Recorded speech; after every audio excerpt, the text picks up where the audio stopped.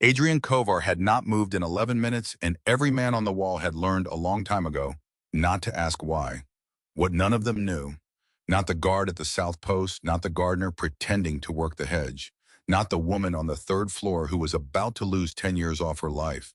In the next 30 seconds was that 30 paces away, behind the old stone wall, a phone had been recording for 6 minutes and 40 seconds. Someone had waited a full week for exactly this. And then a 5-year-old girl in a yellow dress walked up, climbed into the lap of the most dangerous man in Holloway Bay, and fell asleep. Thank you for being here, my wonderful story family. If this already has you leaning in, hit subscribe and stay with me all the way to the end, and drop the city you're watching from in the comments, because I love seeing how far these stories travel. So, the cat was orange, half-starved, and missing most of one ear, and Ivy Cole had decided within 4 seconds of seeing it that it belonged to her. She had been told to stay in the small back room off the kitchen. She had been told this twice, once in her mother's ordinary voice, and once in the other voice, the low, flat one that meant her mother was frightened about something she wasn't going to explain.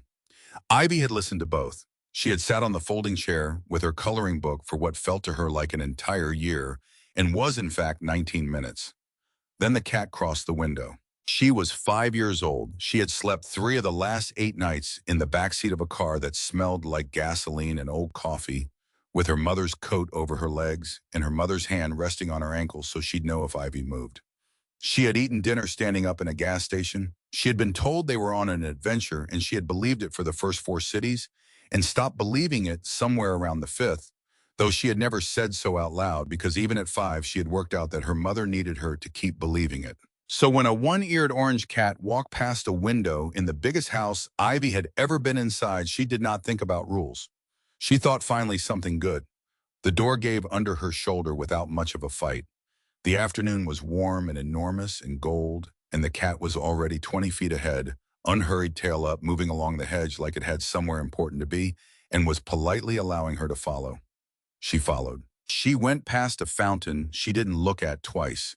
She went past a black car with a man sitting inside it who glanced up, registered a small child in a yellow dress with a black bow tied crooked in her hair, and had absolutely no protocol for what to do about it.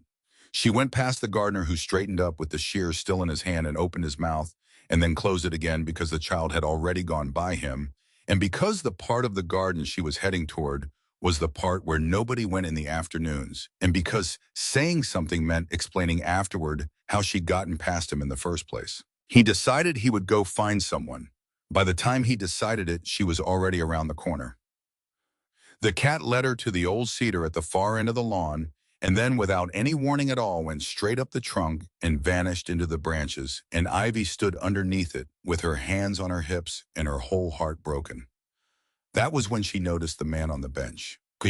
She looked at him for a while before she went any closer, which she would not have been able to explain to anyone because she wasn't afraid. Ivy Cole had a very accurate instrument in her chest for telling the difference between men who were dangerous and men who were dangerous to her, and it had been calibrated early and hard, and it did not go off. What she noticed instead was that he looked tired. Not sleepy tired, the other kind. The kind her mother looked at the end of a driving day when she'd been holding the wheel with both hands for 9 hours and finally let go of it. His eyes were closed and his head was tipped back a little, and one arm rested along the top of the bench. And to Ivy, he did not look like a man who was resting. He looked like a man who was pretending to rest so that people would leave him alone. She recognized that.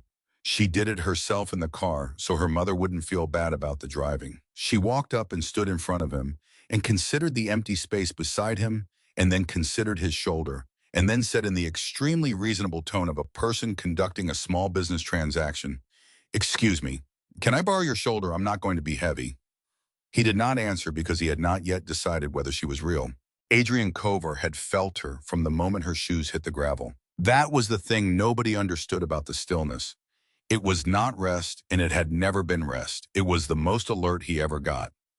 22 years of living the way he lived had trained something underneath his thinking to catalog every sound within 40 feet and sort it instantly into nothing and something and small shoes on gravel closing distance, unannounced, while both his hands were open and empty and his eyes were shut. That was something. His hand had already begun to move toward the inside of his jacket before his eyes were open. It was not a decision. It had stopped being a decision around the third year. And then his eyes were open, and there was a child standing in front of him with a black bow coming untied in a mess of dark curls, waiting politely for permission to lean on him, and his hand was still halfway inside his coat. He took it out very slowly as though the movement itself might be evidence of something. She did not wait for the answer. She had asked which in her understanding of manners was the entire obligation, and then she climbed up onto the bench and turned around twice like a small dog and settled sideways against his chest with her cheek just under his collarbone, and both hands closed around a fistful of his shirt. Adrian sat with his arms suspended 2 inches above her back. He could not put it down. He was aware of how absurd that was in the abstract, the way a man can be aware his own house is on fire while he stands in the kitchen doing nothing. He had buried 3 men with his own hands. He had ordered enough others buried that he had stopped keeping a number, because keeping a number meant thinking about the number. He had built an entire life on one principle given to him by his father in this same garden when he was 9 years old and had cried about a dog. The moment you let something close enough to touch you is the moment you have already lost it. And a 5-year-old had just walked through 40 armed men past 2 cameras and a checkpoint and put her face against his heart and gone to sleep in under 90 seconds. Her breathing had already dropped into that deep, sloppy, unguarded rhythm that only happens when a body has decided completely and without reservation that it is safe. Nobody had ever made that assumption about him. Not his men who obeyed him, not the men across from him at tables who negotiated with him carefully the way you'd negotiate with weather. Not the woman he'd almost married at 26 who had loved him, and had also, he understood later, never once fallen asleep before he did. He looked down at the top of her head, at the crooked bow, at the breadcrumb dried at the corner of her mouth, at one small fist gripping his shirt so tightly that the fabric had pulled loose from under his belt. Something inside his chest, something he would have said an hour ago, had gone permanently quiet, pulled tight, and then impossibly let go. He put his hand down. He put it flat on her back between her shoulder blades and felt her lungs working under his palm and did not move again. Maren Cole had turned away from the third-floor window for 41 seconds. That was the number she would carry for the rest of her life. 41 seconds to sign for a delivery of linen. She came back to the room and the folding chair was empty and the coloring book was on the floor and the back door was standing open, and she went down 2 flights of stairs without any memory afterward of taking a single one of them. She came around the hedge at a dead run, a laundry basket still hooked over one arm, and then the basket was on the grass and she was standing absolutely still, and every drop of blood had left her face. Her daughter was asleep on Adrian Kovar. Maren had been in this house 11 days. She had been told exactly 2 things about the man who owned it. The first from the agency was that the pay was excellent and no one asked questions. The second from Teresa in the kitchen on her first morning, delivered without looking up from the stove. You don't speak to him unless he speaks first, and you don't look at him longer than you have to. And if you're smart, you'll make sure he never learns your name. Teresa had said it kindly. That was the part that had frightened her. Maren had spent 8 months learning exactly what happens to a woman who makes a mistake in front of the wrong man. She had the receipts on her ribs. She knew the sound a house makes when it decides you've stepped over a line. And her 5-year-old daughter was currently sleeping on the chest of a man whose staff would not say his name above a whisper, and Maren's whole body had gone to ice, and her mouth was moving before she had any plan for what it was going to say. "Sir, I'm sorry. I am so sorry. She doesn't. I'll take her right now. I'll take her, please." She didn't mean. Adrian raised one hand, not sharply. He had a way of raising a hand that ended conversations in rooms full of grown men. And this was not that. This was 3 inches palm out, almost gentle. "She's fine," he said. And then in a voice that surprised him more than it surprised her, "Don't wake her yet." Maren didn't move. She didn't know if she was permitted to move. She stood there with her hands hanging at her sides, and her heart slamming so hard she could feel it in her teeth. And the man looked back down at her daughter and did nothing at all except keep his hand on her back.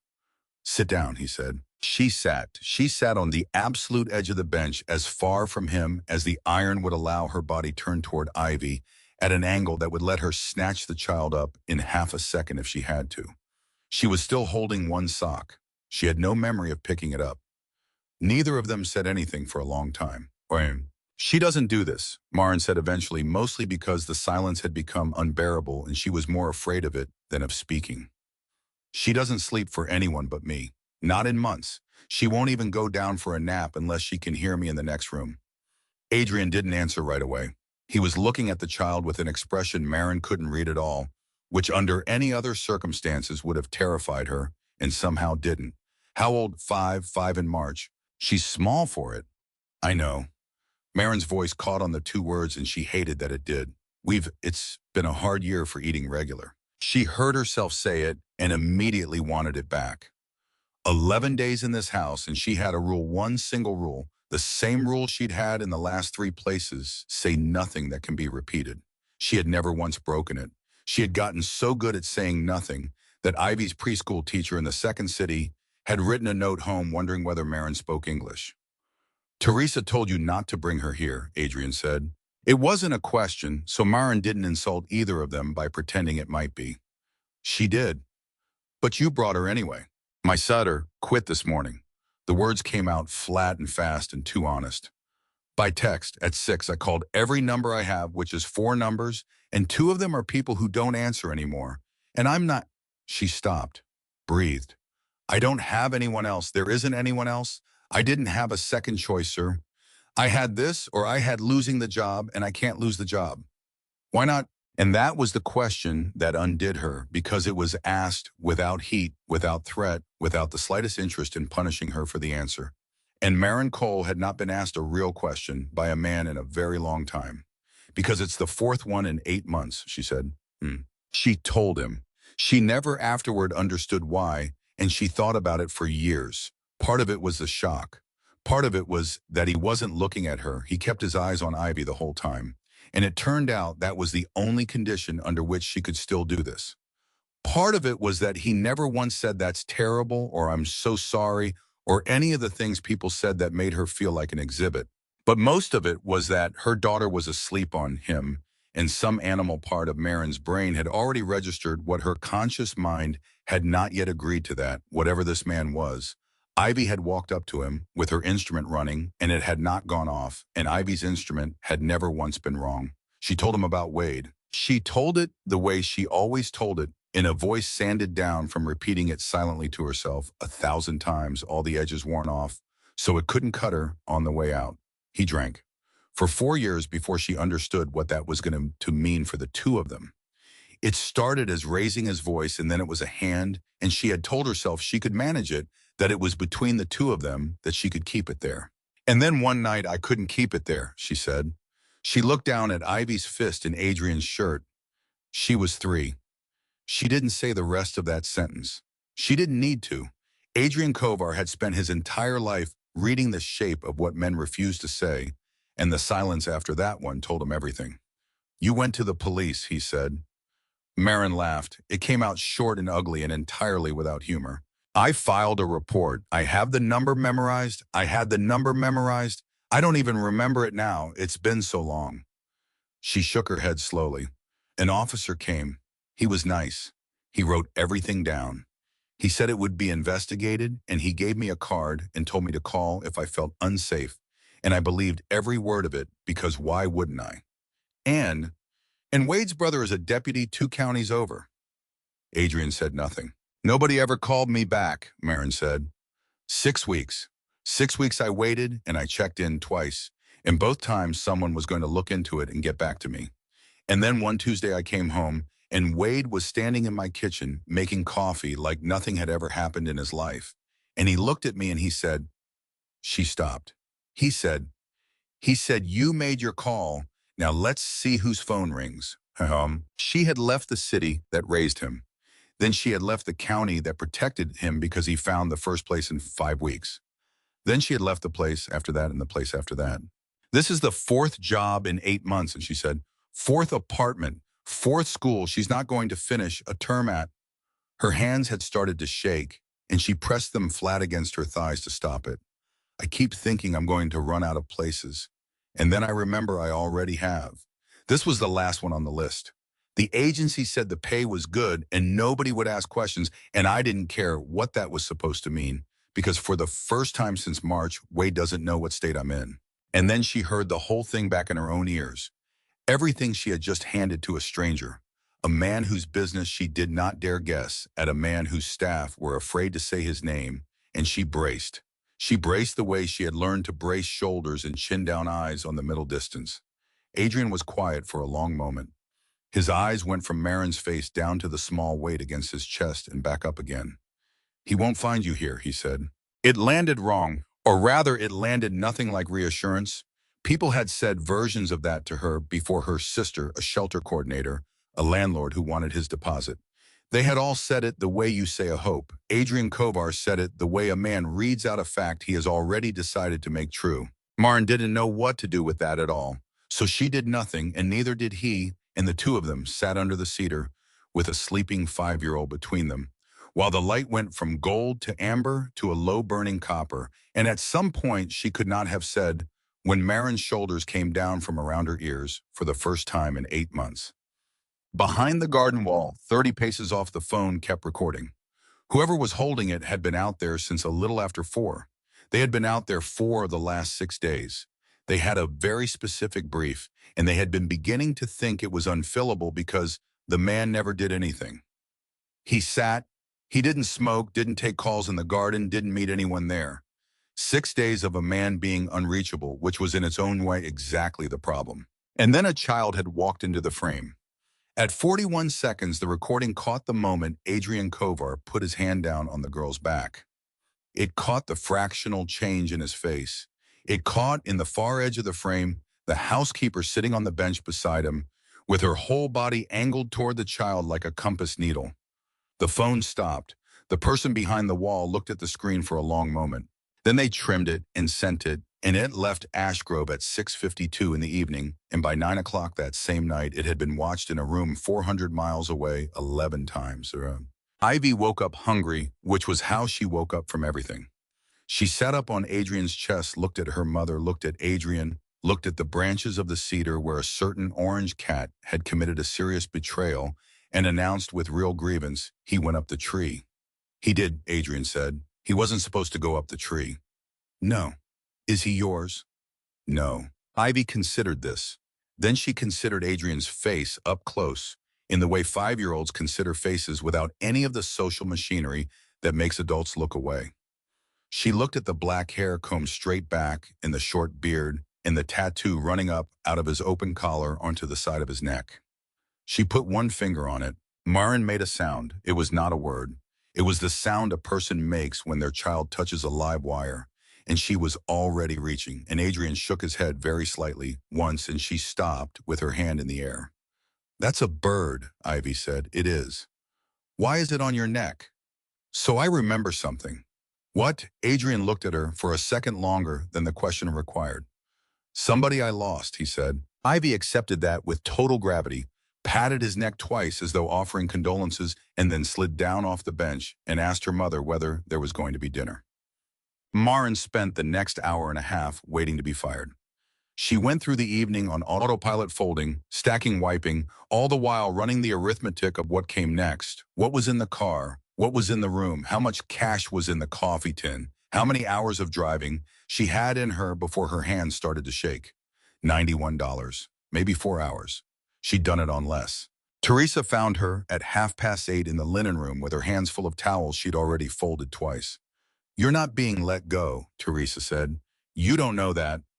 I've been in this house 19 years.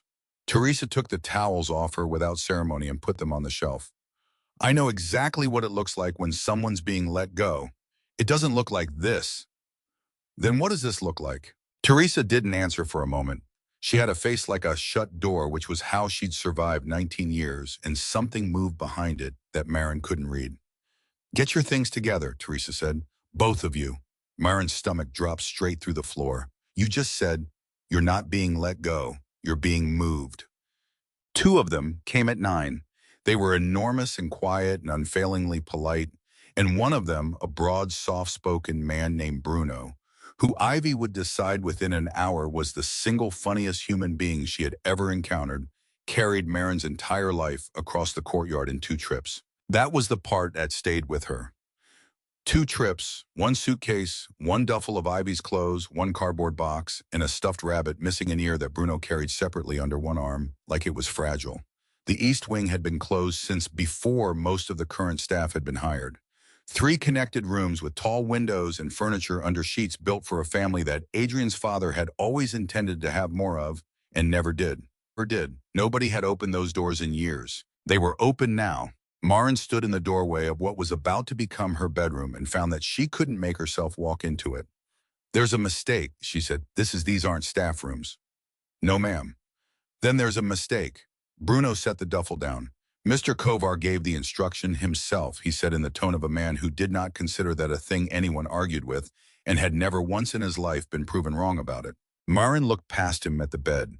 It had sheets on it. Someone had put fresh sheets on it, and a vase of cut roses on the table by the window, and Maren stood there in the doorway of a room that smelled like roses instead of dust, and felt for the first time in 8 months something that was not fear and did not have a name and frightened her almost as much. "I didn't ask for this," she said. To nobody, to the room. Behind her, Ivy had already made her decision. She dragged the one-eared rabbit through all 3 rooms in a slow procession, evaluating each one like a woman inspecting apartments, rejected the largest on grounds she declined to explain, and settled on the smallest, the one with the window seat, by lying down flat in the middle of the floor and refusing to get up. "This one," she said to her. Adrian did not come to the East Wing that night. He stood at the window of his study instead with the lights off, looking down at the shape of the cedar in the dark. And he did what he always did with things he didn't understand. He built a reason for it. The reason was operational. A housekeeper quartered closer to the main house was more useful. A child underfoot in the staff hall was a liability he'd rather not manage twice. 2 people with no protection and a violent man looking for them living in the least secure building on the property. That was a problem waiting to arrive, and he had simply solved it early. Tidy, defensible. The kind of reason that would hold up if anyone thought to ask. Nobody would think to ask. Nobody in that house had asked him anything in 9 years. He believed the reason for approximately 4 days. There was a knock. Silas Renner never came in without knocking, and never knocked more than twice, and had never in 12 years raised his voice in Adrian's presence. "You wanted me, no," Adrian said, "but you came anyway." Silas smiled slightly. He had a way of standing with his hands folded in front of him, patient as a clock. He was 51 and looked 45 and had run security for the family since before Adrian's father died, and he was the closest thing to an uncle Adrian had ever had. "The East Wing," Silas said. "What about it?" "I'd like to be careful how I say this." Silas let the pause sit. "Because I understand there are personal considerations, and I want to be clear that I'm not questioning your judgment. Say it the way you'd say anything else. You've opened a sealed wing of this house to 2 people we can't verify." Silas's voice never changed pitch, not once the entire time. "The agency file on her is 4 lines long. We have no family confirmed, no history confirmed, nothing at all, past what she told you herself this afternoon on a bench while she was frightened. And forgive me, but a frightened woman with a child is the single most reliable cover there is and always has been." Adrian said nothing. "I'm not suggesting cruelty," Silas went on. "Put them somewhere good, somewhere paid for, somewhere well outside the operational perimeter of this house. That's better for them than it is for us." A beat. "You've made enemies who would enjoy very much finding out you have something to lose. A house with 40 armed men in it is not a safe place for 2 people who don't know how to survive in one." And that was the thing. It was not a bad argument. It was in fact so close to the argument Adrian had been making to himself at 3 in the morning that it landed harder than Silas could possibly have intended. He had lain awake more than once already, 4 nights to be exact, 4 nights out of 11 turning over the identical fear from the identical angle. The safest place in the world for that woman and that child is nowhere near me. "I'll think about it," Adrian said. It was as close as he ever came to ending a conversation without deciding anything, and Silas, who could read him better than anyone alive, inclined his head and let it go. Adrian would think about that later, how easily Silas let it go. How a man who had argued with him for 20 minutes about a driver's route in March had made his case about the East Wing exactly once cleanly and then never raised it again. At the time, he thought it was respect. By the end of the first week, the house had changed, and nobody in it would say so out loud. It started with the sound. Ashgrove had always been silent in a particular way. The silence of men waiting for orders of rooms that existed to be walked through rather than lived in. Now there was a small, aggressively off-key voice singing somewhere upstairs at 7 in the morning, and none of the guards who heard it seemed to know what to do about it, except that not one of them asked her to stop. Bruno found a box of wooden blocks in a storage closet and left them stacked by the window like he hadn't meant anything by it. Teresa started making a second pot of something at 4 o'clock and would not discuss why. One of the men on the south rotation began without any discussion doing his afternoon walk-by on the east side instead of the west. And Adrian Kovar started coming home early. I didn't announce it. Nothing changed on paper. But where he used to sit at the harbor office long past the point where the day's work was done, going through ledgers, nobody else was permitted to see, he now found himself ending meetings a few minutes short, taking the direct road, coming back through the gates while there was still light left. He told himself it was oversight.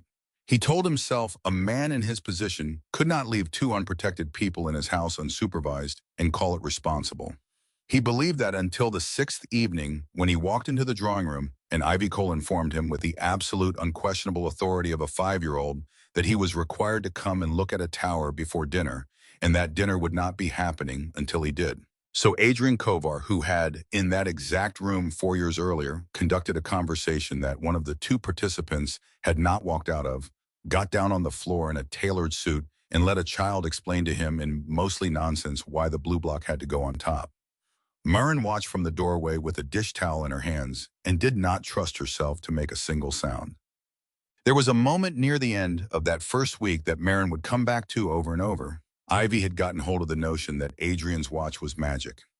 He wore a silver one, heavy old, and there was a second one he carried in his pocket that he touched every single morning without appearing to know he was doing it. Maren had noticed it on day 3 and filed it away because noticing things was how she'd stayed alive. Ivy had noticed it too, and Ivy had no filing system. "Why do you keep touching that?" she demanded at the dinner table in front of Teresa and Bruno, and two men whose names Maren didn't know. The room went very quiet in a way that had nothing to do with the question and everything to do with the fact that a child had just asked Adrian Kovar to explain himself. Adrian put down his fork. "It was my father's," he said. "Where is he gone? Did he die?" "Yes." Ivy thought about this while chewing. Then she reached over and put her hand flat on his forearm, the same gesture she'd made on his neck. Condolences offered and closed, and said, "Okay," and went back to her potatoes. Nobody at that table moved, and Maren, watching from 3 feet away, with her heart going like a bird, understood two things at once, and one of them frightened her far more than the other. The first was that her daughter had done something to this man that no one in his life had ever done, and he had let her. The second was that 11 days ago they had been sleeping in a car, and today Maren had gone 4 straight hours without checking the road behind her, and that if this ended, if this turned out to be another place she had to leave in the dark, it was not going to be like the other 4, because you can survive losing something you never let yourself want. She had already, without permitting it, started to want this. The photograph arrived on the 12th day. It came in an unmarked envelope in the household post, which Teresa sorted every morning at the kitchen counter and left in stacks for the staff, and Maren picked hers up on her way through with a laundry basket on her hip and didn't open it for 3 hours because there was work to do. When she finally did open it, standing alone in the linen room and at 10 past 2 in the afternoon, what fell out was a single printed still frame. It was the cedar tree. It was that first afternoon, the light going copper. It was Adrian Kovar with his hand flat on the back of a sleeping 5-year-old in a yellow dress, and Maren Cole sitting on the edge of the bench beside them, with her body turned toward her daughter. It had been taken from behind the garden wall. Maren's hands went cold before her mind caught up. She turned it over. There were 7 words on the back, in handwriting she had spent 4 years learning to read the mood of from across a room. "Beautiful. You owe me an explanation, Maren." Maren didn't scream. She had learned a long time ago that screaming was the one luxury a woman in her position could never afford, because screaming brought people, and people asked questions, and questions ended with someone saying, "Maybe you should sit down and tell us the whole story from the beginning." So she stood in the linen room with a photograph in her hand, and her whole body going numb from the feet up, and she counted.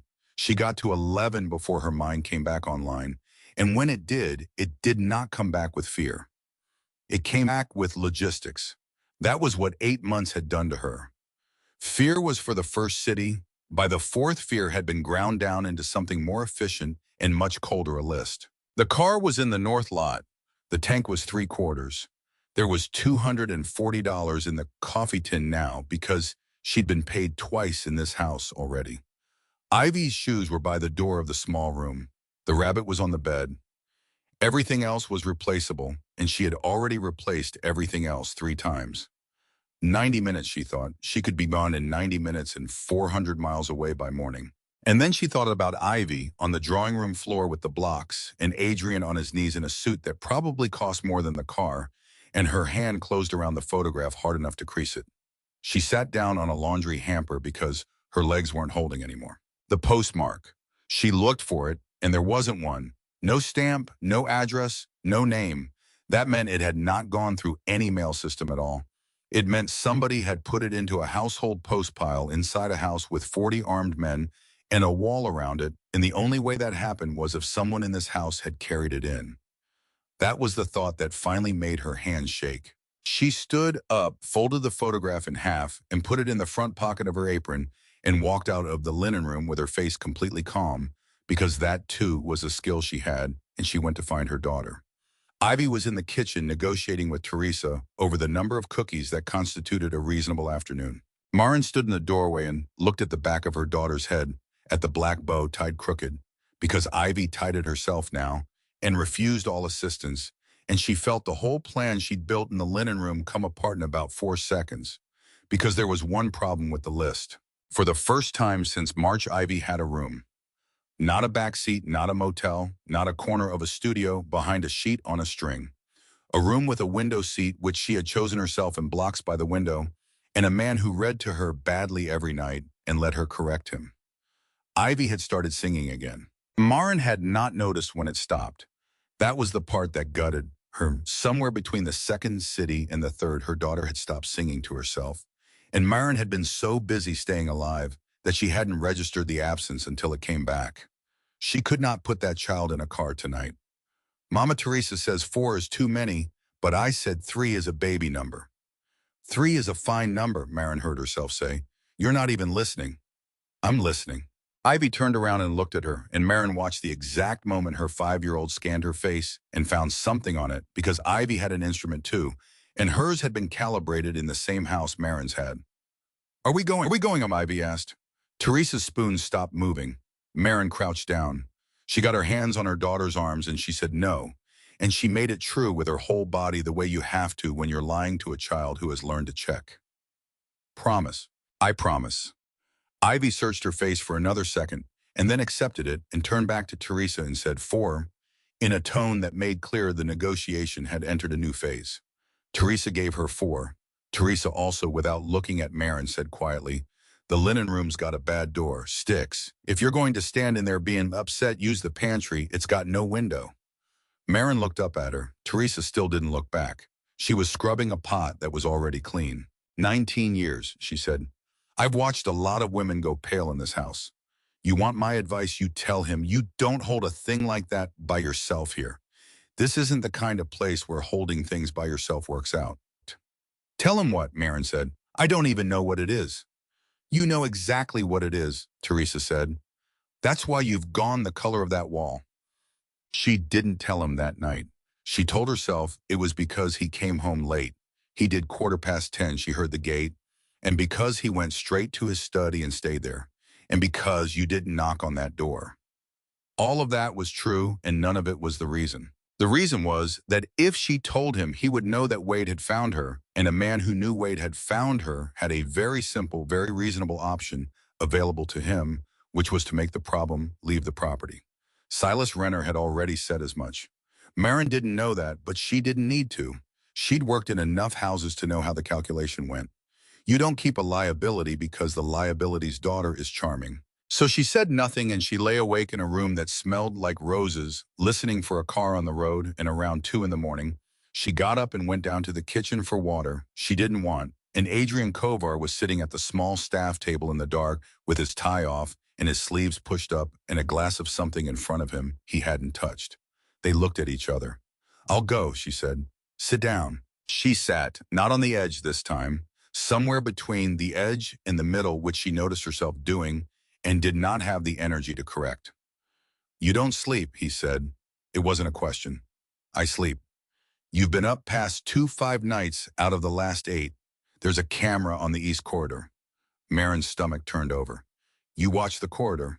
"I watch everything," Adrian said without any apology at all. "That's the job. I stopped watching that one on the 4th night because a 5-year-old kept walking past it at 11 o'clock to check that her mother was still in the room, and I decided I didn't want to be a man who watched that." Marin put her hands flat on the table. "She does that every night, 11, sometimes half past. She stands outside your door for about 20 seconds and then goes back to bed." Marin had not known. She had genuinely not known. And something about that, the sheer number of nights her daughter had been checking that she hadn't been left quietly alone without ever mentioning it, hit her harder than the photograph had. "I never wanted her to be like that," she said. "Like what?" "Like me." Adrian turned the glass a quarter turn on the table and didn't drink it. "You want a real answer or a kind one?" "Real." "She's not like you," he said. "She's what you were before. That's not the same thing, and it's not gone yet, and you've got maybe 2 more years to decide whether it stays." Marin stared at him. "That's a horrible thing to say." "You asked for real. It's still horrible." "Yes," Adrian agreed, and something in his face moved that might on another man have been the beginning of an apology, and on him was just a small acknowledgement that he had in fact been horrible. And Marin sleep, starved, terrified, 12 days into a house she didn't understand, with a photograph folded in her apron upstairs, laughed. It surprised her badly. It came out of her before she could stop it, and it was a real laugh, short and startled, and she put her hand over her mouth like she'd broken something. Adrian looked at her for a moment. Then he got up, found the kettle, and made her tea without asking whether she wanted any, and set it down in front of her with the same brisk efficiency he brought to everything else on earth. That was the night it started. It became a thing neither of them named, which is how all true things start. Some nights it was 8 minutes, what Ivy had done that day, whether the roses needed cutting back. Nothing at all. Other nights it went past 2, the two of them talking in the low voices people use when a house is asleep around them. He told her about his father in pieces over 3 separate nights and never in order. That the man had run Holloway Bay's waterfront for 26 years and had never once raised his voice either. Adrian said it flatly like a diagnosis. That he had taken a 9-year-old Adrian out to the cedar tree the day his dog died and explained to him kindly, patiently, that the crying was a design flaw and could be corrected with practice. "And was it?" Marin asked. "Yes. That's the part that's wrong with you. That's one of the parts." She told him things she had never told the agency or the last 3 employers who had asked nothing and been given nothing, small things mostly. That she'd wanted to be a dental hygienist and had 2 semesters done. What Ivy had been like as a newborn, furious mainly and loud and awake at all the wrong hours. The apartment before this one, which had a radiator that banged, and how for 6 weeks she had woken up at every bang, thinking it was a fist on the door. Until one night she didn't and had cried in the bathroom about that for an hour because she'd finally relaxed somewhere she was going to have to leave. There was a night in the 3rd week when it nearly ended before it was anything. She had told him about the report, not the version from the bench, the whole version. The officer's name, the card he gave her, the 2 follow-up calls. And then because she was tired and because it was after one, she told him the part she had never said aloud to another human being, that when she finally understood the report was going nowhere, her first feeling had not been rage. It had been relief. Because if the system was never going to work, she said, then it wasn't my fault it hadn't worked. I hadn't done it wrong. I hadn't waited too long or said it too quietly or worn the wrong thing to the station. It was just never going to work. She was staring at the table. And I have hated myself for that ever since, because a person should be angry, and I was just relieved. Adrian said nothing for a long moment. Then, "I've had 3 men killed." Marin's head came up. "You asked me once what I do. You've never asked twice, and I've been waiting for it." He said it exactly the way he said everything, flat, unhurried, without any performance of guilt at all. 2 of them had it coming by any measure you'd recognize. One of them I'm not sure about anymore. I was 29. I've never once lost sleep about the first two, and I lose sleep about the third maybe 4 times a year. And the reason I'm telling you at 1 in the morning is that you're sitting in my kitchen at 1 in the morning and you should have all the information. The tea had gone cold between her hands. Why are you telling me this? Because you're going to find out eventually, Adrian said, and I would rather you decided to leave over the truth than over a rumor. Maren stood up. She got as far as the doorway. She stood there with her back to him for 11 full seconds, and she thought about a car with 3/4 of a tank and $240 in a coffee tin, and she thought about her daughter's crooked black bow, and she thought about the fact that the man behind her had just voluntarily handed a frightened woman the single worst thing about himself at 1 in the morning, which was not a thing that any man in her life had ever done, including the ones who had never hurt anybody. She turned around and sat back down. Then you should know something too, she said, and she took the photograph out of her apron pocket and put it on the table between them. Adrian did not pick it up right away. He looked at it for a long time. Then he turned it over, read the 7 words, and turned it back, and Maren watched something happen in his face that she would not be able to describe afterward, except to say that the man who had been in that kitchen a second ago left and something else sat down. When? 10 days ago. 10 days?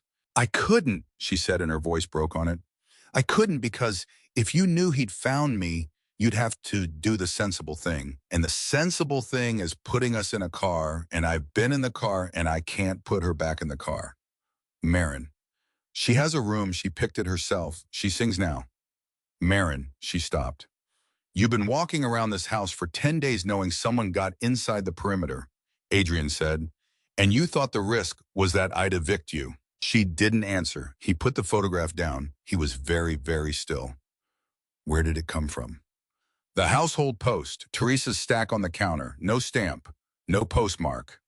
She watched him understand it in real time, the same conclusion she'd reached in the linen room arriving at him 3 seconds faster. Somebody carried it in, he said. Yes, Adrian stood up. She thought he was going to leave, go straight to Marco, tear the house apart at 2 in the morning. Instead, he stood there with one hand on the back of the chair and did not move for maybe 5 seconds. And Maren realized with a small shock that he was making himself calm down. Deliberately, the way you'd unclench a fist finger by finger. He wrote you owe me an explanation, he said finally. Yes. Not I'm coming. Not give her back. He wrote you owe me. Adrian's voice had gone strange. That's not a threat. That's a man who thinks the conversation's still open. It's never been open. He doesn't know that. Adrian looked at her. That's worse, and I need you to understand why it's worse. A man who's angry at you will eventually get tired. A man who thinks you're still his and just temporarily confused doesn't get tired. He gets patient. He waits 4 cities. Maren's hands were shaking again. She pressed them flat. So what happens now? Now nothing happens, Adrian said. Now you go to bed and you do exactly what you did yesterday and tomorrow and the day after. You don't change one single thing about how you move through this house. Why pasa? Because somebody in here handed that envelope to Teresa, he said. And the second you start looking over your shoulder, they'll know we found it. I went to Marco Duarte at 6 in the morning and did not come out of the security office for 4 hours. Marco was the only man Adrian had ever kept who was willing to say, I'm not sure yet out loud, which was the entire reason he'd kept him. He listened to the whole thing without interrupting, took the photograph in gloved hands, looked at the angle of it, and said, the first useful thing anybody had said in 2 weeks. This wasn't a phone through a gap in the wall, he said. Look at the framing. Whoever took it had time. They were set up. They were comfortable. How long? To get that angle with that light, they'd been out there before. Multiple days. Marco set it down. Boss, the wall runs the length of the West Line. There's 4 dead zones on it, and I know where all 4 are because I mapped them in April. Whoever sat in one of them knew which one to sit in. The room got very quiet. Say the rest, Adrian said. You already know the rest. Say it. Marco put both hands on the desk. The exterior camera map isn't public. 9 people have it. I'm one. You're one. He paused. Silas is one. Silas hired you. I'm aware. Silas carried me out of a building when I was 22. I'm aware of that too, Marco said. And I'd like the record to show I hate this conversation and I'm not accusing him of anything. I'm telling you that 400 people could have taken a photo of that garden and 9 could have taken that photo and I'm going to keep pulling until it's 8. Adrian looked at the photograph, at his own hand on a child's back. Pull the manifest too, he said. Marco's head came up. The harbor manifest, why? Because if somebody in this house is selling me, Adrian said, they didn't start with a photograph. That was the week Adrian taught Ivy the game. He did it on a Tuesday in the drawing room on the floor, and he framed it as a competition because that was the only framework a 5-year-old would accept. I want to teach you something, he said. It's a game. It's called 10. Is it a good game? It's a boring game, but you're going to be extremely good at it, and nobody else in this house is your mom. That got her. Ivy sat up straight. Here's how it works. If you're ever scared, really scared, not spider scared, I'm not scared of spiders. If you're ever really scared, Adrian went on, you don't shout, you don't run to find me, you don't call for your mother. Ivy's face went instantly suspicious. That's a stupid game. Listen, you do 3 things in order, and I'm going to make you say them back to me until you're sick of it. He held up a finger. 1. You count to 10 in your head, not out loud. 10 all the way, no skipping, because 10 seconds is exactly long enough for your brain to start working again. 2. 2. You find a door with a red light on it. Ivy frowned. There's red lights on the doors. There's red lights on the ones that matter. He held up a 3rd finger. 3. You get low, under something behind the something, the lowest place there is. And you stay there, and you don't come out for anybody, and you don't come out for me until you hear me say your whole name. Ivy Elizabeth Cole, not Ivy, the whole thing. She stared at him. Adrian had run this conversation through his own head 11 times before having it, and there was no version of it that didn't cost something. He watched her work through it.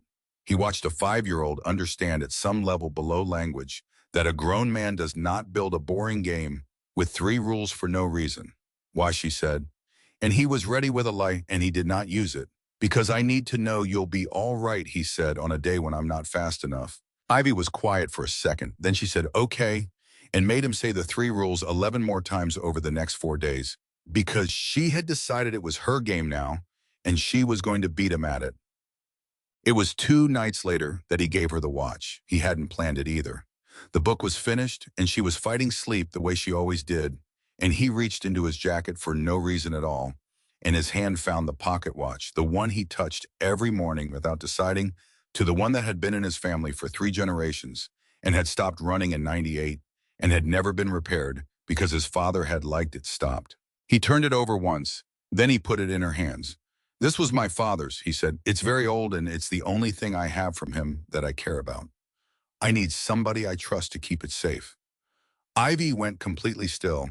She held it with both hands the way you hold a bird and ran one finger along the worn hinge and looked up at him with an expression of such total crushing seriousness that Adrian felt something in his chest go sideways.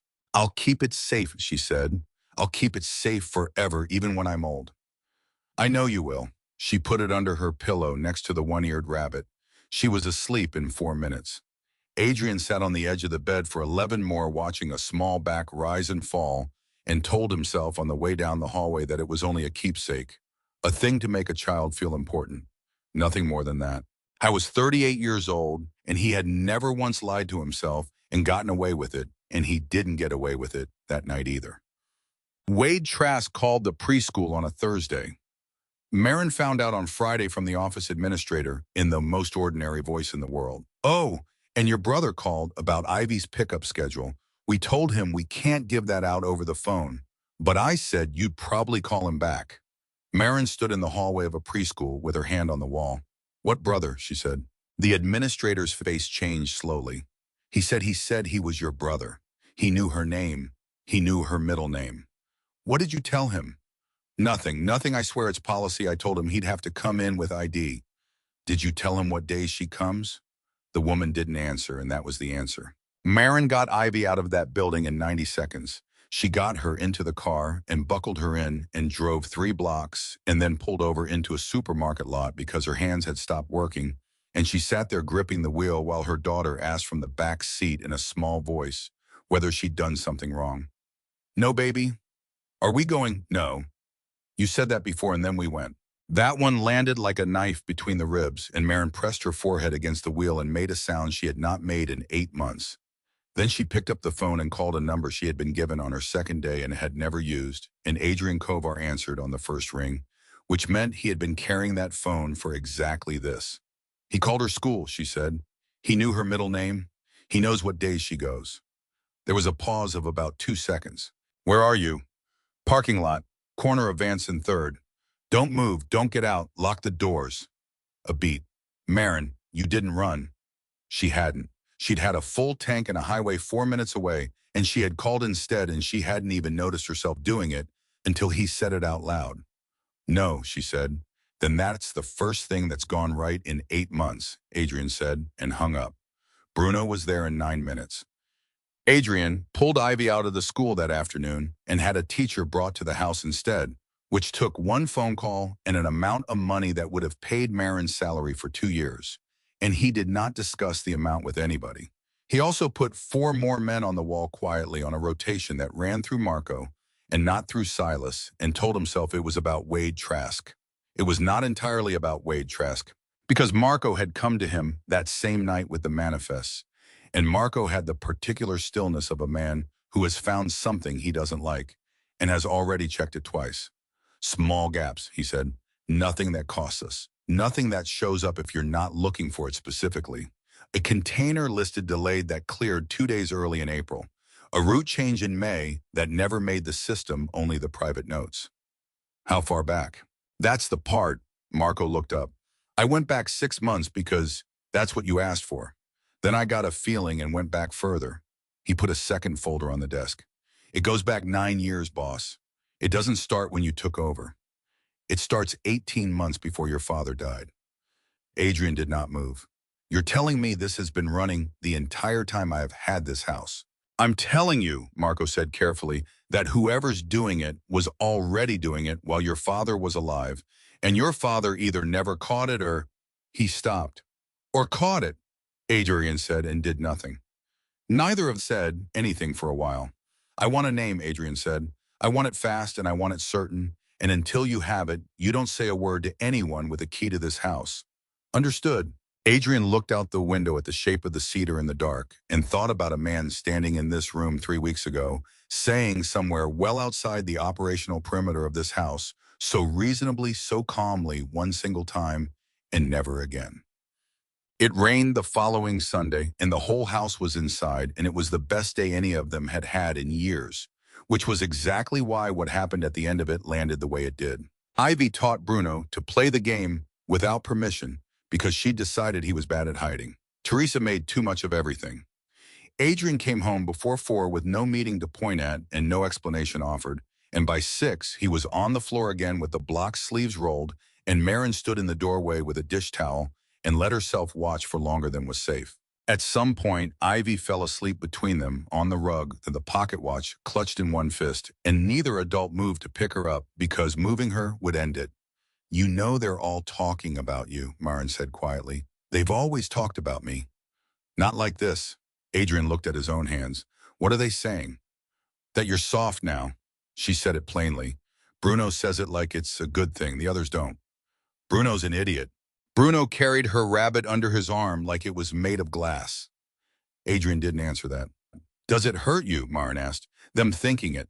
And he told the truth, which he was doing more and more, and which was becoming a habit he no longer bothered to be alarmed by. 6 weeks ago it would have, he said. Now the only thing that frightens me is that they're right. She looked over at him. Why is that frightening? Because everything I have, Adrian said. I hold because people believe I'm not the kind of man who'd get on the floor. And the day they stop believing that the wall around this house is just a wall. Marin didn't have an answer for that. She thought about it later, though. She thought about it for a long time afterward, how he'd said it out loud in a room with an open door on a Sunday with a child asleep between them. The envelope came on Monday, not the household post this time. It was under the windshield wiper of Marin's car in the north lot inside the wall, 40 feet from a guard post, and Bruno found it at 7:10 in the morning and went white and did not touch it. There was no photograph inside. There was no letter. there was a child's black hair bow. It was not Ivy's. Ivy's was upstairs, tied crooked on her head at the breakfast table, and when Marin came running to check, Ivy looked up from her toast with the bow perfectly in place and said, "What?" It was the same bow, same ribbon, same size, same everything, bought new from a shop somewhere, and it had been left on the windshield of a locked car inside a walled property with 40 armed men on it. Marco found the dead zone on the north wall an hour later. It was 7 feet of it, and it was not on any map he'd ever made. It had been added. He stood there with a tablet in his hand and the schematic open, and he checked the file's edit history, the way he'd been checking everything for 3 weeks now, and he found the timestamp of the modification, and then he found the credential that had made it. Marco stood very still for a long moment. Then he took the stairs, 2 at a time, and walked into Adrian's study without knocking for the first time in 11 years and set the tablet down on the desk and said one sentence. "It's Silas." Marco had the blueprints for D12 in 19 minutes, and the first thing he said when he laid them out was the last thing Adrian wanted to hear. He picked it because there's no way to cover you. "I know." "No, boss, listen. There's 4 approaches, and every one of them is open ground for 140 feet. There's no roof access from the water side. There's a catwalk, but it's welded shut since the yard closed. I've got a man there right now confirming it." Marco pressed both hands flat on the paper. "He didn't pick a building. He picked a room with your name on it. He wrote our protocols. He wrote all of them." Adrian looked at the drawing for a long moment. "Then we don't use one," he said. 22 men were in the yard by 11, and every single one of them had been chosen in the previous 40 minutes by Marco personally on one criterion: hired after April of the year. Silas edited the schematic or never once assigned to a rotation Silas built. It left them thin. It left them with 2 men who had never worked a night like this in their lives. It also meant that whatever Silas knew about the way Adrian Kovar came into a building, it was 9 years out of date by the time it mattered. "You go in at midnight, and you go in clean," Marco said.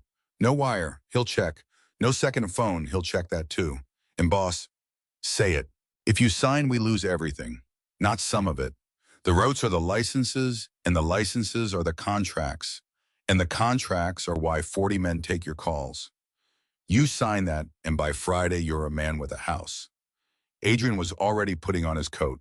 "Marco," he said, "I've had the harbor for 9 years, and it never once got out of a car and asked to borrow my shoulder. I went in through the north door alone at 11:58, and it was the first time in his adult life he had walked into a room without a plan he trusted. He'd left his watch in the car, the silver one, the one on his wrist, because Silas knew he wore it, and Silas would take it, and Adrian was not going to stand there and let that man take anything else off him. The pocket watch he'd left with Ivy, she'd insisted on it. She'd held it up to him at the door with both hands and said, "You can't have it, it's my job," and he had almost not been able to leave the house. Silas was standing under the one working light with his hands folded in front of him, exactly the way he stood every morning at 7 when he read out the schedule. Marin was 30 feet behind him, sitting on a pallet wrist bound in front of her, and she was upright and her eyes were open, and she found Adrian's face the instant he came through the door. He cataloged her in half a second: bruise on the left forearm, dark, already ugly. Nothing on her face. Nothing on her hands. Her feet were flat on the floor and her shoulders were down, and she was not shaking. She gave him the smallest shake of her head. "I'm all right." Something in Adrian's chest unlocked exactly one notch, which was all he needed. There were 5 other men in that building, 2 Solari professional weapons down and hands loose, watching Adrian come across the floor with the particular carefulness of men who had heard stories their whole careers and were discovering in real time how much of it was accurate. 2 more at the roll doors, and Wade Trask near the pallet, standing much too close to Marin. That was wrong. Adrian saw it in the first 3 seconds, and it changed everything he thought he was walking into. Wade wasn't posted. He wasn't covering an exit. He was hovering, and the 2 Solari men kept glancing at him the way you glance at a dog you've been told is friendly. Silas had brought a man to this room who wasn't under anybody's control, and Silas knew it, and Silas had done it anyway because he'd needed somebody who knew which bedroom Marin slept in. "You came alone," Silas said. "I'm almost disappointed. I half expected you to be smarter." "I am smarter. You brought 22 men into a yard with 4 open approaches. That's not smart, that's sentimental." Silas smiled slightly. I counted them coming in. You gave me the number when you tried to hide it. 12 years, Adrian said. 12 years. You were with them before you were with us. That's not turning. That's not being bought. There was never a day you were mine. No, Silas agreed easily. There wasn't. And I want you to understand that I still liked you, Adrian, and both of those things have been true the entire time. And the fact that you can't hold them together in your head at once is exactly why your father was better at this than you. Adrian didn't answer that because the answer would have cost him something and because he'd already seen the folder on the crate. Show me. Silas gestured. One of the Solari men brought it over and set it down on the crate between them and opened it, and it was all there. The transfer instruments for the harbor licenses, the route assignments, the Halloway Bay contracts. Prepared properly. Prepared by somebody who understood the paperwork intimately, which Silas did because he'd carried it in a leather folder every morning for 12 years. Adrian looked at the top page for a long time. I thought about his father, who had built it, and about the men in the yard whose mortgages ran through it, and about the fact that in 9 years he had never once made a decision that cost him leverage. Then he thought about a woman on a pallet with a bruise on her arm. Pen, he said. Silas actually paused. It was half a second, no more, but Adrian caught it, and he understood the shape of that half second immediately as Silas had expected an argument.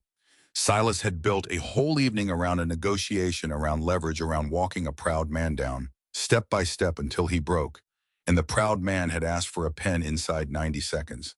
You don't want to read it? No, that's not like you. No, Adrian said, it isn't. He signed the first page.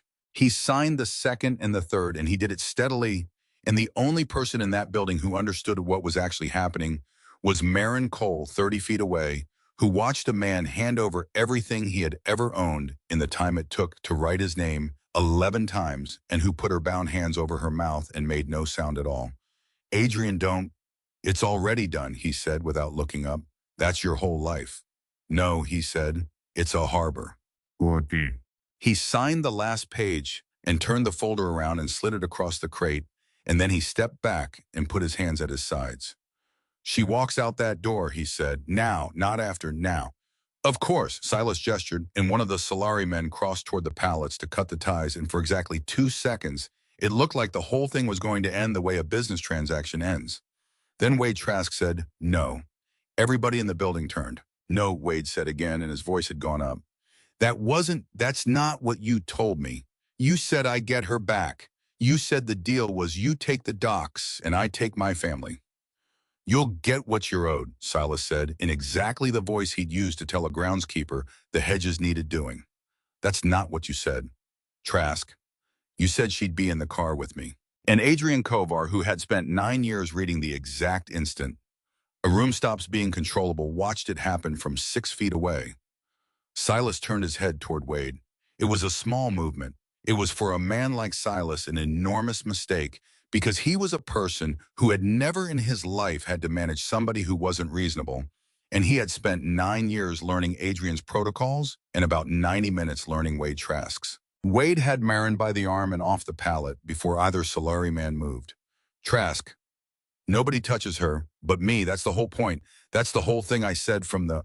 Marin twisted and got her bound hands up and hit him in the throat with the flat of both wrists. It wasn't trained. It wasn't clean. It was 8 months of parking lots and motel chains and a bow on a windshield, and it landed exactly where it needed to. And Wade Trask made a sound like a door and let go of her arm. And in the 2 seconds of noise that bought, Adrian moved. So I went for Silas. Not for a weapon, not for cover, not for the door. Straight across 6 feet of concrete at a 51-year-old man who had spent 12 years believing that Adrian Kovar would always in the end do the calculated thing. It was the last thing Silas Renner ever got wrong about him. The first shot came from the yard at the same instant because Marco had been listening to a room he couldn't see and had been waiting on exactly one signal movement, and 22 men came in through 3 approaches at once, and the whole building went to noise. Adrian took Silas off his feet and into the crate. The folder went everywhere. 9 years of contracts and a harbor and everything his father had built spilled across a warehouse floor and got walked on by men who never noticed which was Adrian would think much later exactly what they'd always been worth. Silas got a hand free and got it into Adrian's face and drove a thumb toward his eye. 12 years of standing politely with his hands folded, and there was still all of that in him. Still fast, and Adrian took it on the cheekbone and hit him twice, and heard something go. "Where's the boat?" Adrian said. Silas laughed. "There was blood in it." "You think I have a boat?" "Where's the boat, Silas?" "You signed," Silas said with his mouth full of blood and his voice still unbelievably level. "You signed. 9 years and a housekeeper's kid puts her face on your shirt, and you hand me a harbor in 90 seconds. Your father would have let her die on that pallet, and you know it. You know it." "I know it," Adrian said. And then he hit him again, and Silas Renner stopped talking, and Adrian never afterward remembered making the decision to do it a third time. Blam. I didn't see the fourth man. He was on the floor with Silas, and his whole world had narrowed to 12 inches of concrete, and the second Solari man, the one who had been at the roll door, the one nobody had got into, yet came up the gap between two container stacks, with a clean angle at Adrian's back and 11 feet of open floor between them. Marin saw it. She was 30 feet away with her wrists still bound, and she was running the wrong direction toward the noise, not away from it. And she saw the angle, and she saw where it pointed, and she did not calculate anything at all. She had run from 4 cities. She had run from a kitchen with a man making coffee in it. She had run so many times that running was no longer a decision she made. It was a thing her body did before her mind arrived, and every single one of those times she had been running away. She closed 11 feet and put herself in it. The impact spun her sideways into Adrian half a second before the sound of it reached him. He caught her. He didn't know he was doing it. He felt her go rigid against his chest and felt his own hand come up and find her back and find warmth spreading fast underneath it, and the entire warehouse, the noise, the men, Silas on the floor, the papers, all of it simply stopped existing. Marin, her name came out of him in a shape he didn't recognize. "Marin, Marin, look at me, look at me." Her eyes found his, glassy, going wide, fighting to hold on to him. One hand came up and closed in the front of his shirt in exactly the way her daughters had under a tree in August, in a life that suddenly felt 400 years away. "Ivy," she said, "she's safe. She's at the house, she's safe, she did the game, she did all the 3. She's sitting in the kitchen holding my father's watch, and she's fine." Marin's mouth moved. Nothing came out. "Stay with me, Marin. Stay with me." He got his hand over the wound and pressed, and she made a sound that took 10 years off him, and he was shouting for Marco, for a medic, for anyone. And somewhere behind him, the last of the gunfire went ragged, and then stopped. And none of it mattered. None of it registered, not the harbor on the floor, not the men, not Silas. Only the woman in his arms, and the fact that she was still breathing, and the narrowing, unbearable certainty that he had spent 38 years being extremely careful about exactly this, and it had happened anyway. Wade Trask ran. He got as far as the roll door on the water side, and one of Marco's men put him on the ground, and he lay there on the concrete shouting that he was the father, that he had rights, that he'd been promised, and nobody in that building answered him, and he was still saying it 40 minutes later in the back of a car with his hands behind him. That was the whole of it in the end. That was what he had been, a man who was owed something, standing at the edge of other people's violence, certain the arrangement had been made with him in mind. Silas Renner did not run. He was found where Adrian had left him, and he was breathing when the ambulance took him, and he stopped being anyone's problem at 4:15 that morning in a hospital 9 miles away, with a police officer outside the door, and no boat and no harbor, and nobody who came. Adrian, when Marco told him, felt nothing whatsoever. That was the thing he hadn't expected. He'd spent an hour in the back of a car with Marin's blood dried on both hands, imagining what he would feel, and what he felt when the news came was a kind of tired, distant nothing, because it changed absolutely none of the only thing he cared about. The first 12 hours were a corridor and a chair. He would never afterward remember the details clearly. He remembered a surgeon at 2:10 using the words "close and fortunate," and the next few hours matter, and he remembered absorbing it, the way he absorbed everything still and flat and giving nothing away, and he remembered the surgeon leaving. He remembered Marco finding him 20 minutes later in a stairwell with his forehead against the cinder block wall and both hands braced on either side of it. Neither of them ever mentioned it again. Teresa brought Ivy at 6 in the morning because Ivy had not slept and would not sleep and had informed the entire household with total calm that she was going to see her mother, and there was not a single adult at Ashgrove willing to be the one to tell her no. She came down that corridor at a run. Adrian caught her before she got to the door. He got down on one knee, which put him below her eyeline, and he held both her arms, and he made himself say it properly because she had earned it properly. Your mother got hurt. Ivy's face did something he never forgot. Is she dead? No, are you lying? I have never lied to you, and I'm not starting today. She got hurt very badly, and the doctors fixed her. And she's asleep, and she's going to be asleep for a while, and you can sit with her the whole time. Ivy considered this. Then she said, did I do it right? And Adrian, who had been holding himself together for 9 hours on nothing at all, felt the whole structure of it shift. Did you do what right? The game. Her chin had started to go. You said count and find the red door and get low and don't come out for anybody. And I did all three, but she got hurt anyway, so maybe I did it wrong. Maybe if Ivy Elizabeth Cole. She stopped. You did it perfectly, Adrian said. You did it better than any grown man in my house has ever done anything. 2 men walked past you and you didn't move. Your mother is alive because she knew exactly where you were and she didn't have to look for you. Do you understand me?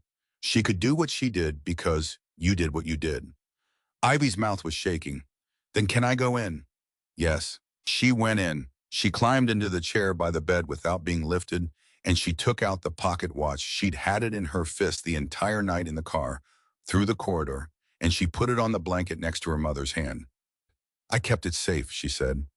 Maren didn't wake up for another 9 hours. But that was the moment, the nurses said afterward, when everything on the monitors settled, the small stopped watch on the blanket, and a 5-year-old's hand on top of it, and none of them could explain it, and none of them tried very hard to. Maren surfaced a little after 3 in the afternoon. Adrian was in the chair. He hadn't left it except twice, and both times only far enough to stand in the doorway, where he could still see the bed. Ivy was asleep across his lap, with her legs hanging off one side. Maren's eyes opened. It took her a while to find him. Hi, she said. It came out as almost nothing. Adrian didn't trust himself to answer for a second. Hi. She's on my lap.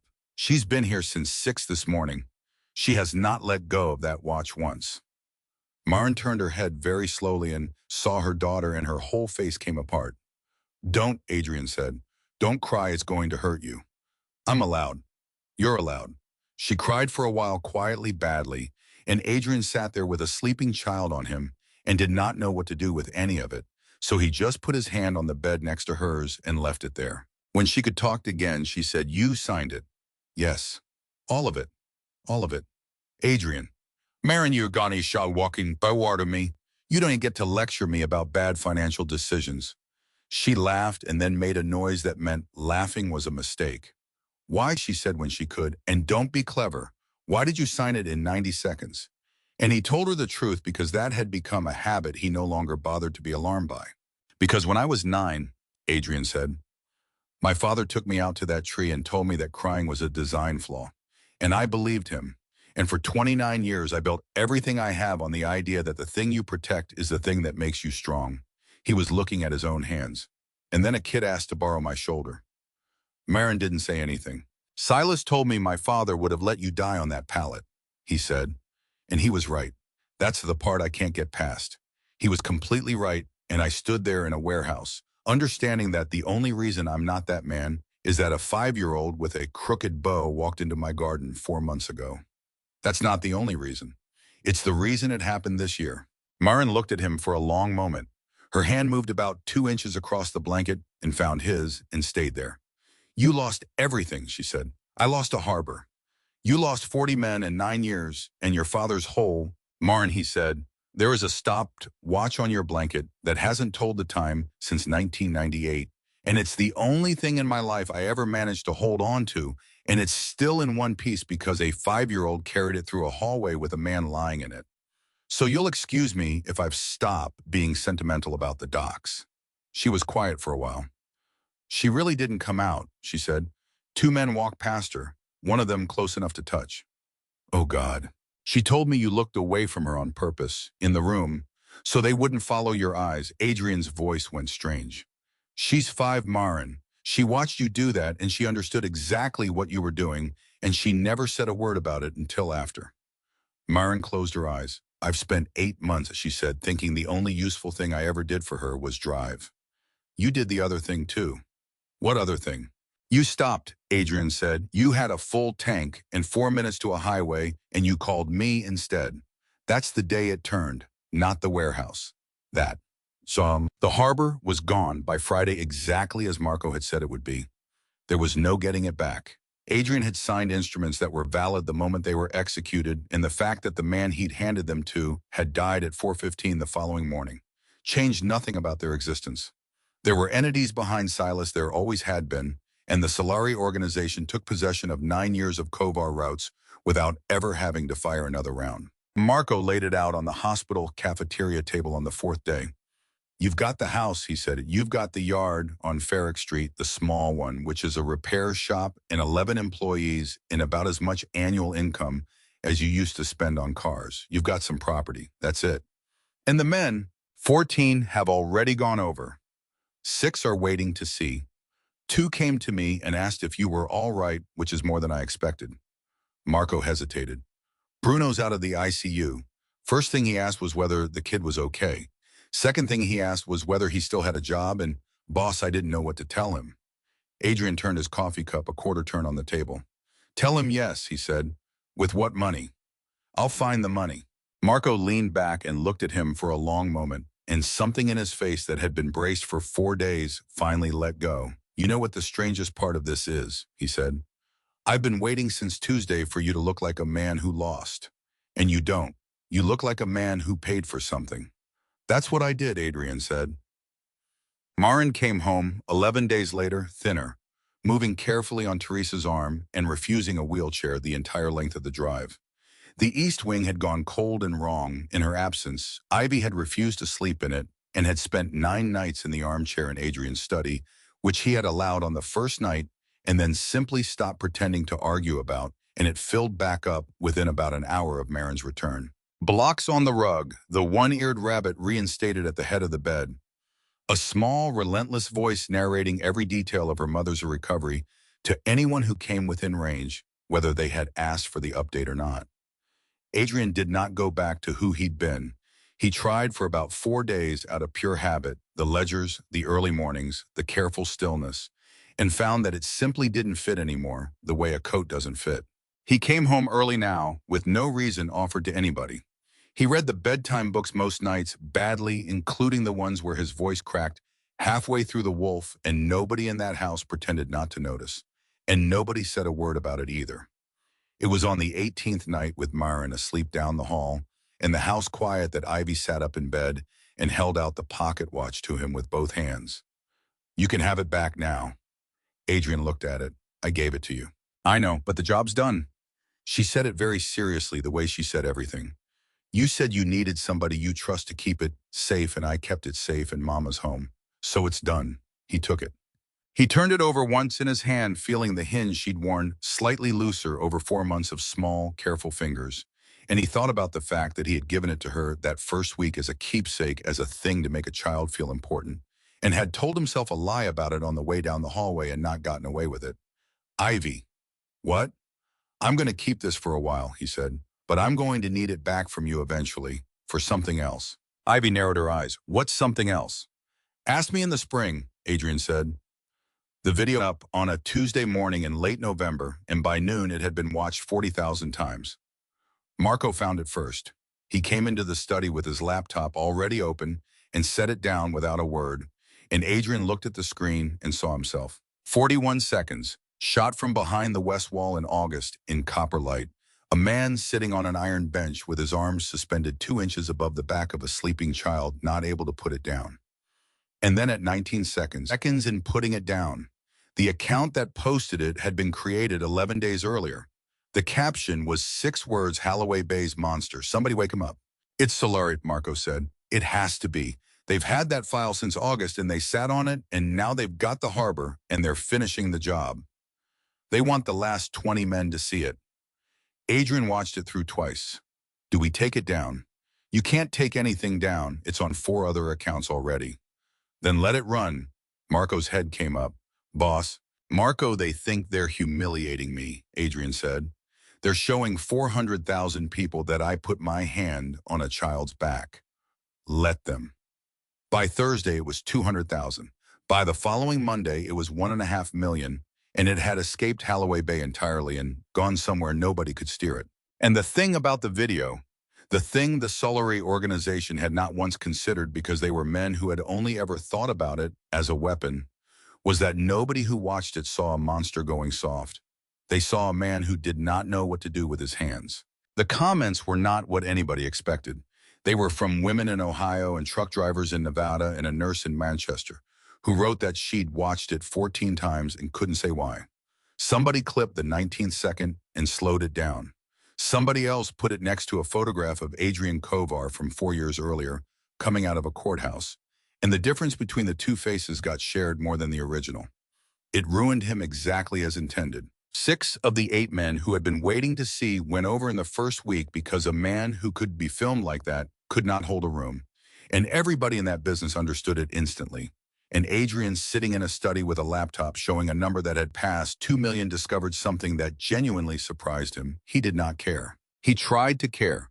He went looking for it, the old feeling, the thing that used to arrive when a competitor gained an inch, the tightening that had run his life since he was 29. It wasn't there. He turned the laptop around and shut it and went downstairs, and Ivy was at the kitchen table doing something violent to a piece of paper with a marker. And she looked up and said, "You're home early again," in a tone of deep suspicion, and Adrian said, "I know." And that was the whole of it. Marin found out about the video from Teresa 4 days after everyone else, because nobody in the house had wanted to be the one to tell her. She watched it in the kitchen with the volume off. She watched the 41 seconds all the way through, and then she sat there with her hands flat on the table because the frame that had come to her in an envelope in September, the printed still that had cost her 10 days of silence and nearly put her back in a car, was the same frame. Same angle, same light. "Wade never took that photo," she said. Teresa looked up. "He couldn't have. He was 400 miles away in August. I know he was. The school call didn't come until October."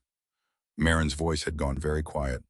"Silas took it, or Silas gave it to somebody who took it, and then somebody printed it and put it in my post so that I'd be terrified enough to run." "Why would they want you to run?"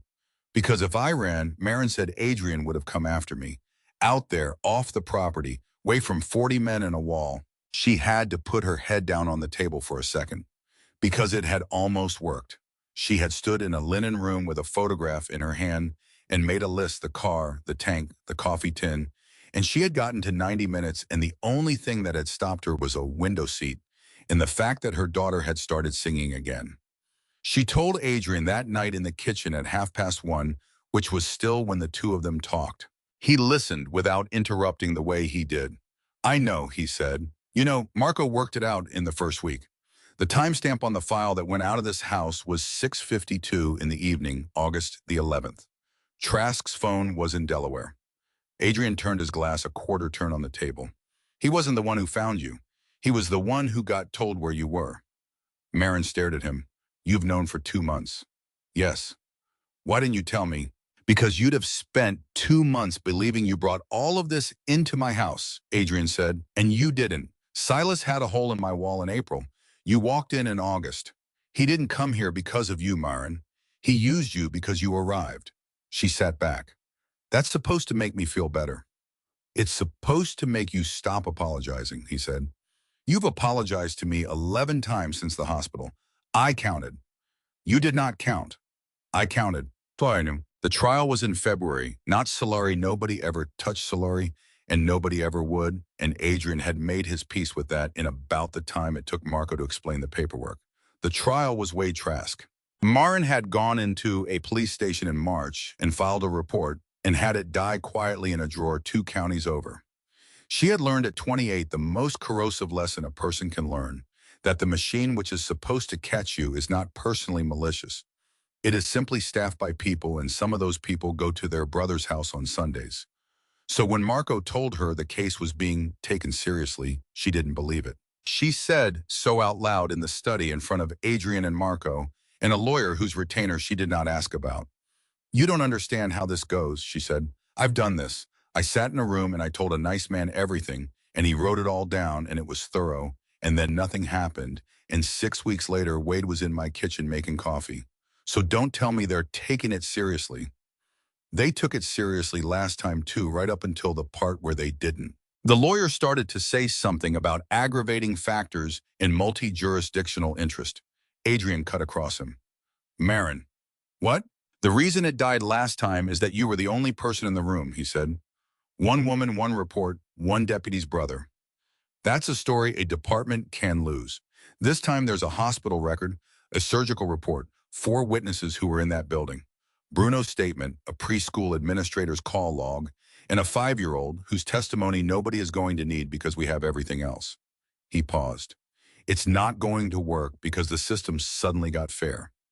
It's going to work because it's too expensive to make it go away. Marin looked at him. That's a horrible thing to say.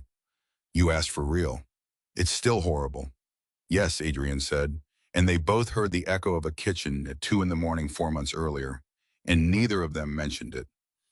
She testified on the 9th of February. She was on the stand for 2 hours and 11 minutes, and it was, she said afterward, worse than the warehouse because in the warehouse, there had been no time to feel anything. And on the stand, there was nothing but time. Wade sat 18 feet away in a suit somebody had bought him and looked at her the entire time with an expression of patient, wounded confusion. And that was the thing that nearly took her apart because it was the exact expression he'd worn in her kitchen. She got through it. She got through the 4 years. She got through the night Ivy was 3, and she said out loud in a room with a stenographer in it the sentence she had never once finished. Not to a shelter coordinator, not to a police officer, not to Adrian on a bench in August. And when she was done, she looked up, and the gallery behind her was not empty. Adrian was there, Marco was there, Teresa was there in the coat she wore to funerals. Bruno was there with a cane he still needed and would need for another year, sitting in the second row with his hands on his knees. 8 people from a house that had 6 months earlier contained 40 men who did not know her name. Marin Cole stood up from the witness box and understood with total clarity what had actually been broken in her the first time. It had never been that nobody believed her. It was that she had been alone in the room. Wade Trask got 11 years. He was denied bail pending sentencing after a bail hearing in which the state introduced without comment a photograph of a child's black hair bow left under a windshield wiper. His brother, the deputy, resigned in April 1 week ahead of a state review, and the review continued anyway. Everything else, though, took much longer and was much less dramatic and was the part Adrian had not been prepared for at all. He was not a mafia boss anymore. He was a man with a house he couldn't afford to heat properly, a repair yard on Farrick Street with 11 employees and about 19 months of runway if nothing broke. He found out very quickly that he did not know how to run a business that made money slowly. The first 3 months at Farrick Street were a disaster. He came in and did what he had always done, which was give instructions and expect them executed.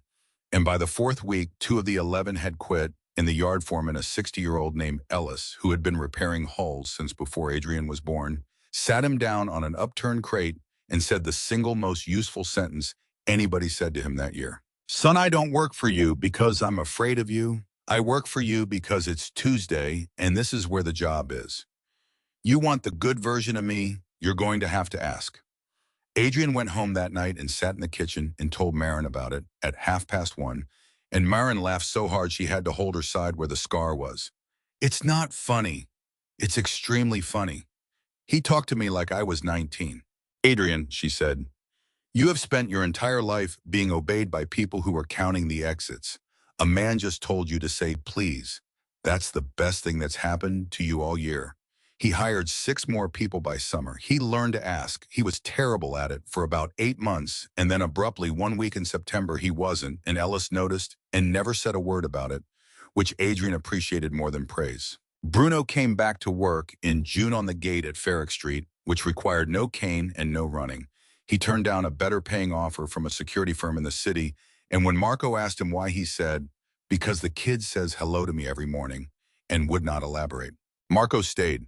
He never explained why either. He took a 60% pay cut and moved from head of security for a family that controlled a harbor to operations manager for a repair yard. And the only time it ever came up was a night in July when he'd had 2 beers and said apropos of nothing, "You know what I like about this? I don't have to check under my car anymore." And then went back to talking about invoices. 14 men who'd gone over to Solari in November, Adrian never heard from 11 of them again. 2 sent messages. One came back in October, stood in the yard with his hat in his hands, and asked if there was work, and Adrian gave him a broom, and he took it. Ivy started at a real school in September, and it went badly for the first 6 weeks, and this turned out to be the hardest thing any of them had to survive. She wouldn't stay in the classroom. It came out slowly the way these things do. She was fine at drop-off. She was fine until about 10:30, and then she would ask to go to the bathroom and would not come back, and they would find her in the corridor by the fire door sitting on the floor low in the corner behind it. Marin cried in the car about it twice before she let anybody see. "She's checking exits," she said to Adrian. "She's 5 and she's checking exits, and that's mine. That's from me. 4 cities in a car and 8 months of me doing it in front of her. It's not from you." "Don't." "It's from all of it," Adrian said. "It's from him, and it's from Silas, and it's from a hallway in November, and it's a little bit from me because I taught her a game with 3 rules, and she used it, and it worked. And now some part of her thinks the corner behind a door is the safest place in the world." And she's right, Marin. That's the problem. She's right, and we have to teach her out of something that saved her life. It took 8 months and a child psychologist and a great deal of money. The thing that actually worked wasn't any of that. It was Adrian on a Saturday in January sitting on the floor of Ivy's room and telling her he wanted to change the rules of the game. "You can't change it. It's my game." "I know. That's why I'm asking." Ivy folded her arms. "There's a 4th rule now," Adrian said. "Rule 4 is when it's over, you come out. Not when you hear your whole name. When it's over, and the way you know it's over is you ask somebody, and if they say it's over, then it's over, and you have to believe them. What if they're wrong? Then I'll be wrong with you." Ivy thought about that for a very long time in the way she thought about everything, which was completely and without hurry. "Is it over now?" she said. "Yes," Adrian said. "It's over now." She didn't believe him that day. She believed him in about March, gradually the way children do. And by May, she was in the classroom until 3 o'clock, like everybody else, and had a best friend named Priya and had lost all interest in the fire door. Marin kept the 4th rule. She used it on herself.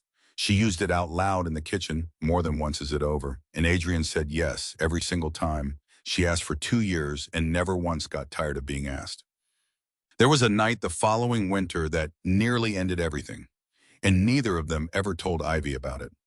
Marin got a letter. It came through the proper channel this time, forwarded by the lawyer, from a state facility with a case number on it, and it was 11 pages long, and it was from Wade. She read the first page and a half.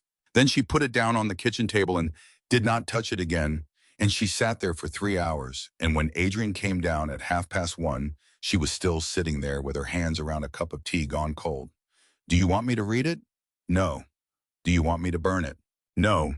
She was staring at the table. "That's the whole problem. I don't want either of those. I've read a page and a half, and part of me," her voice cracked, "part of me is relieved he still thinks about us. Do you understand how disgusting that is? 4 years in a hospital, in 11 years in a state facility, and a piece of me lit up when I saw his handwriting, because for 8 months the only thing that made me feel real was being hunted." Adrian sat down across from her. "Yes," he said. "Yes, what?" "Yes, I understand it. You can't possibly. Marin and I spent 9 years running a harbor," he said. "And when I signed it away, I told everybody it was nothing and it was nothing, and I still went out to Farrick Street for 6 months and shouted at men who didn't deserve it because some part of me wanted to feel like I still mattered the old way. You don't get to be the only person at this table who's disgusting." "Disgusting," she laughed. It came out wet and awful. "What do I do with it?" "Nothing tonight." "That's not an answer." "It's the only real one," he said. "You don't have to have the right feeling about him by morning. You just have to not be in the car." She burned it in the yard on a Sunday 3 weeks later, with Ivy at a friend's house and Adrian standing about 10 feet away not saying anything, and she cried for about 4 minutes and then asked what was for dinner. She never opened another one. 2 more came. Both went into the fire unread, and by the fourth year, they stopped coming. She went back to school in the fall of the second year. Dental hygiene the 2 semesters she'd already had, plus 5 more at the community college on the north side, and she was 7 years older than most of the people in her cohort and the best student in it by a distance nobody found surprising once they'd met her. She graduated in the spring of the fourth year. Ivy 8 by then, taller, still tying her own bow, crooked on principle, made a sign out a poster board that said, "My mom is a dental hygienist," in letters that got progressively smaller as she ran out of room and held it up for the entire ceremony with both arms and would not sit down, and nobody in the row behind them complained even once. Adrian sat next to her in a folding chair in a gymnasium with 300 other people's families and understood somewhere during the D's that he had not thought about the harbor in over a year. He asked her in May under the cedar. He had waited longer than he needed to, and he knew it. Marco had told him so twice. Teresa had told him so with a look which was more effective. The reason he waited was simple, and he only admitted it to himself the week before he had spent 4 years being terrified that Maren Cole had stayed because she had nowhere else to go. That was the thing that sat in him. She had come to that house with $240 and a car and a child, and he had given her a room and a wall and 40 armed men, and no honest man could ask a woman a question like that, while he was also the reason she was safe. So he waited until she had a license and a car in her own name and $11,000 in an account he had nothing to do with, and a job offer from a practice on the north side that had nothing whatsoever to do with him. Then he asked. He went out to the cedar at the end of the lawn on an evening in May when the light held gold past 7, and she was already there on the same iron bench watching Ivy conduct some enormous imaginary business across the grass. "You're staring," Maren said. "I'm allowed." He sat down beside her close enough that their shoulders touched, and for a while neither of them said anything at all. "Do you remember the watch?" he said eventually. "The one you gave a 5-year-old. "Yes, Adrian, I remember the watch." She gave it back. 4 years ago, she said the job was done. "I remember that too." She was very proud of it. "She asked me what I needed it back for," Adrian said. "And I told her to ask me in the spring." Maren turned her head. He took it out of his jacket, the same worn silver case, the hinge still slightly loose from 4 months of small, careful fingers in the first year, and never repaired because he'd liked it loose, the way his father had liked it stopped. He opened it. The movement was gone. It had been taken out by a jeweler on Farrick Street who had done it for free and refused to discuss it, and in the space where 3 generations of a stopped clock had sat there was a ring. It was old, obviously clearly not bought recently. It had been in that family longer than Adrian had been alive and longer than his father had been alive. And it had spent 30 years in a drawer waiting for a man who had been raised to believe that wanting something was a design flaw. Maren went completely still. "I need to say this properly," Adrian said, "and I've written it down 4 times and thrown all 4 away, so it's going to come out badly." "Say it badly." "You walked into my house with $240 and a kid and a rule that you'd never say anything that could be repeated," he said.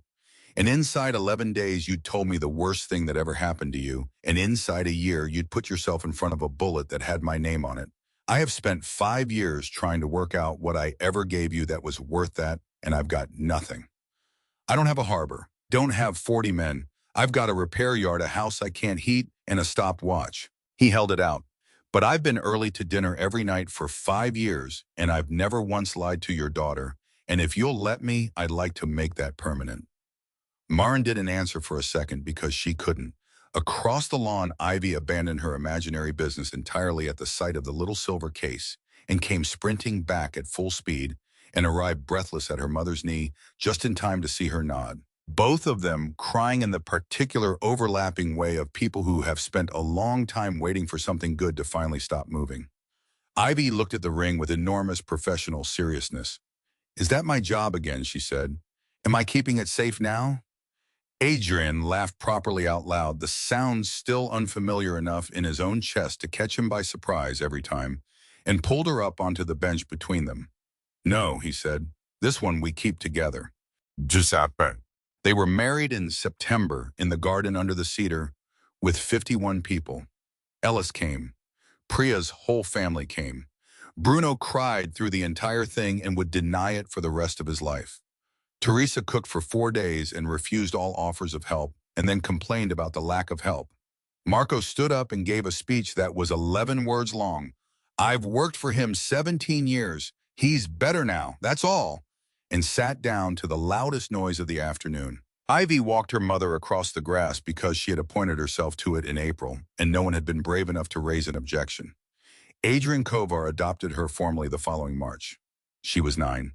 She chose to keep Cole and add Kovar, and made the decision entirely on her own after 4 days of visible deliberation, and announced it at the dinner table in the manner of a board resolution. The stopped watch sits on a shelf in that house to this day, empty, hinge loose, telling nobody the time. And every year on the 11th of August, without fail and without discussion, the three of them walk out to the bench at the end of the lawn and sit there until the light goes. A man who once believed that letting something close enough to touch him meant he'd already lost it. A woman who ran through 4 cities before she learned that stopping was the braver thing. And the child who walked through 40 armed men in a yellow dress and asked politely if she could borrow his shoulder. She could. She always could. That was the whole thing in the end, that the most dangerous man in Holloway Bay lost to harbor 40 men and 9 years of everything his father built, and never once, not for a single day, thought he'd made a bad trade.